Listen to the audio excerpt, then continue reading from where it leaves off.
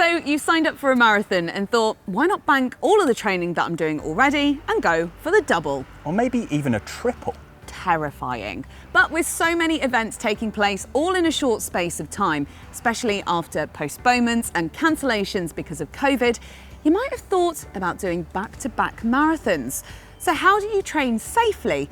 And is it a sensible idea? Well, we're going to be answering all of this plus more in this video. And don't forget to subscribe to the running channel and tap the bell icon to be notified when we release new videos all about running to help you with your training. If you've clicked on this video, then the chances are you've already decided. But if you're considering back-to-back marathons because you've had races moved, then firstly, take the time to consider whether this is something you actually want to do rather than thinking you have to do it because you don't have a choice. Back-to-back marathons are mentally and physically grueling, and so you need to be 100% on board and committed in order to give yourself the best chance of completing them. If you're going to take on the challenge, the first thing to look at is how long you have until the first one and how long you have between the 2 or more races. This is so you can decide on a strategy. There are lots of different ways to tackle this. If this is your first set of back-to-back marathons, then we'd suggest treating the first one as a training run and don't push yourself too hard in it. Then it's sensible to give yourself a 6-week gap and allow for recovery and then build up to the next marathon.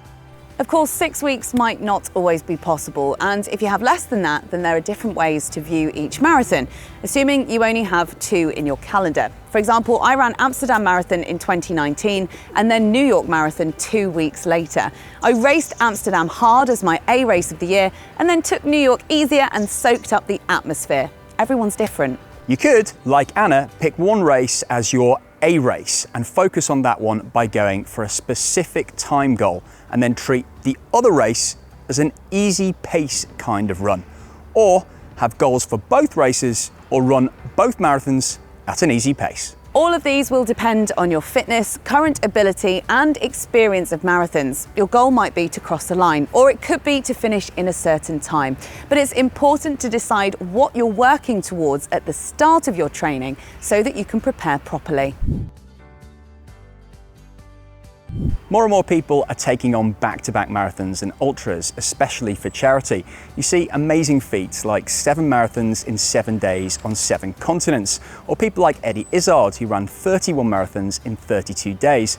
But it's still a relatively small sample size for the likes of scientific tests and studies. However, there are some interesting findings about running back-to-back races which are worth considering when preparing.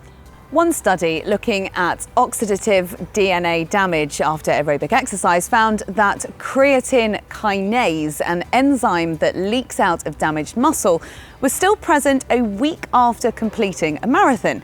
So this shows that our muscles are still repairing themselves 7 days post-race. This is backed up by another study looking at calf muscles, which found that intense training and running of a marathon leads to inflammation and muscle fibre necrosis, which lasts for at least 7 days after the marathon and is most prevalent 1 and 3 days after the race.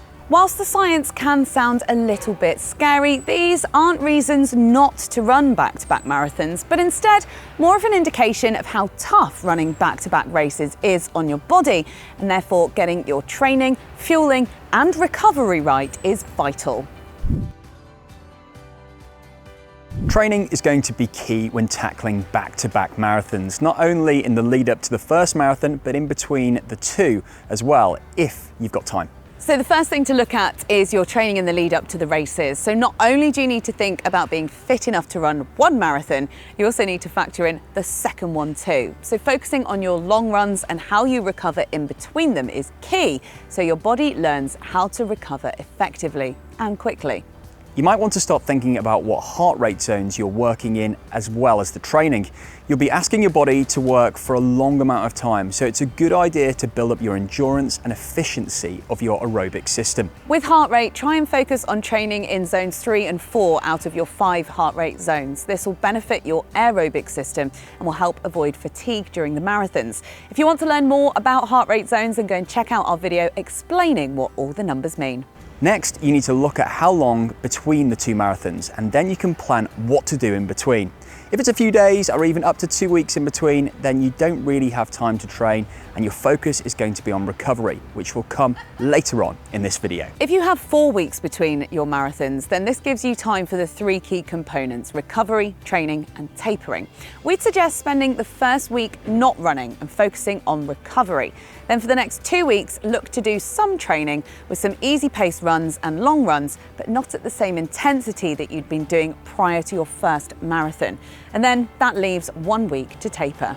If you have 6 weeks between marathons, we'd suggest elongating your recovery and tapering periods rather than doing 4 weeks of training and 1 week either side. Your recovery and taper periods can involve some running, but it should be gentle. Short and easy runs which aren't going to put you at risk of injury before the next race. Be sensible with your training and always listen to your body. Giving yourself time to train and with good recovery in between sessions is going to be key to success. Now onto the important bit, recovery and fueling. You need to pay close attention to your recovery and prioritise it in order to feel good whilst doing back-to-back marathons, or as good as you can feel running 26.2 miles twice or more. Here are some tips to aid your recovery after the first marathon. First up, hydration. Taking on the right levels of hydration and electrolytes is so important when exercising for long periods of time. Start practicing hydration strategies in training so that you're not trying anything new on race day. And when you finish a marathon, make sure to hydrate and keep drinking afterwards. Think about eating a good mix of both carbohydrates and protein. This will help kick off the recovery process after the run by restocking your depleted glycogen stores and rebuilding muscle damage. Now, it's tempting to just lie down and eat all the carbs after a marathon you can get in, but you're missing a step, the cool down. If you feel all right after the run, try a light jog for 10 minutes, or if you're really stiff and sore, then just try walking. Then follow this with some gentle stretching and help kickstart your muscles recovery. Check out our ultimate cool down video for some tips on exactly what to do. To help your aching muscles, you might want to consider an ice bath. Awful, I know, but this can really help your recovery by reducing inflammation. Alternatively, or alongside the ice bath, you could try an Epsom salt bath. There's limited research into why this can help, but the main gist is that the magnesium and sulfate in the salts increase relaxation, reduce inflammation, and aid in muscle and nerve function.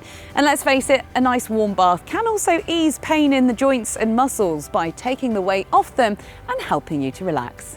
Don't forget to foam roll as well. It's a great way of removing the tightness in your muscles and increasing the range of motion in your joints. We have a video all about foam rolling that you should check out for some more tips. And lastly, something that you'll probably do anyway, but you will need to prioritise this more than you think, and that is sleep. Sleep's going to be so important in helping your body recover, so don't sacrifice sleep and try to get even more than you think you need, as it's often the most effective recovery tool. And it's free. The key to recovery is not to rush and go at your body's pace. You might feel great after a few days, or it might take a couple of weeks to feel back to normal after the marathon. Just be sensible with what you do and don't just think about the races you have lined up now, but also what you want to achieve in the future. Do things now that you'll thank yourself for later, like fueling and recovering correctly. Hopefully this video has given you some good tips on how to tackle back-to-back marathons, but do leave any questions that you have in the comments below.